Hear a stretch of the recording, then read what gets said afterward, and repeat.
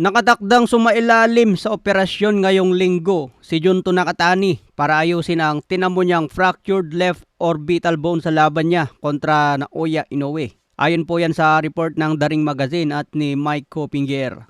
Nakuha ni Junto Nakatani ang injury sa round 11 matapos ang untugan nila ni Inoue sa round 10. Mas lalong nabasag pa ang kanyang orbital bone pagdating ng round 11 dahil sa malakas na uppercut.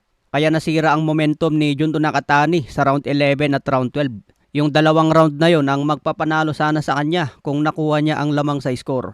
Kaya humihingi itong kampo ni Nakatani ng isa pang rematch. Samantala, benta ng ticket ni Inoue at Junto Nakatani umabot nga po sa $32 million.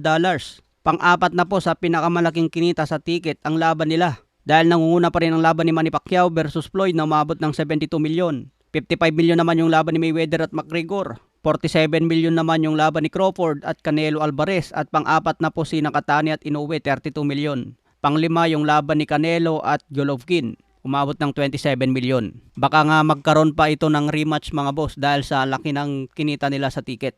Ang plano ngayon ni Inoue labanan si Jesse Bam Rodriguez. Kung manalo si Inoue, pwede nang umakyat sa featherweight division at harapin naman si Rafael Espinosa.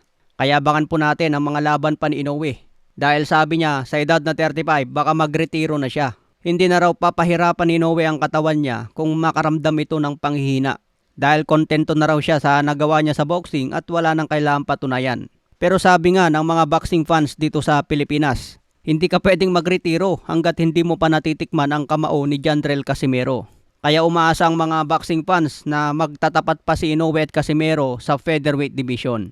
Sa iba pang balita, Adrien Broner, kumita na naman po ng malaki dahil sa pagsama niya sa mga influencer. So natanggap na po ni Adrien Broner ang TF niya. Tuwang-tuwa nga po si Broner habang binibilang niya ang kanyang pera.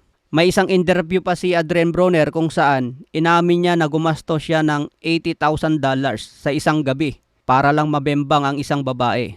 Yun daw yung pinakamahal na gastos niya sa babae mga boss. Sa iba pang balita, Robert Garcia biglang kumambyo. Sabi ni Robert Garcia, taglay lahat ni Bam Rodriguez ang skills para talunin si The Monster Inoue. Pero sa latest interview ni Robert Garcia, masyado raw maaga kung aakyat agad si Bam Rodriguez at labanan si Inoue. Kung manalo daw si Bam Rodriguez kontra Antonio Vargas at maging 3-division world champion, siguro lalaban pa raw si Bam Rodriguez ng isa bago matapos ang taong 2026. Para pagdating ng 2027, handa na raw si Bam Rodriguez na akyatin si Inoue sa super bantamweight. Ayan mga boss ang plano ni Robert Garcia. Dalawang laban si Bam Rodriguez sa bantamweight division bago makyat sa super bantam. Kaya abangan po natin yan mga boss.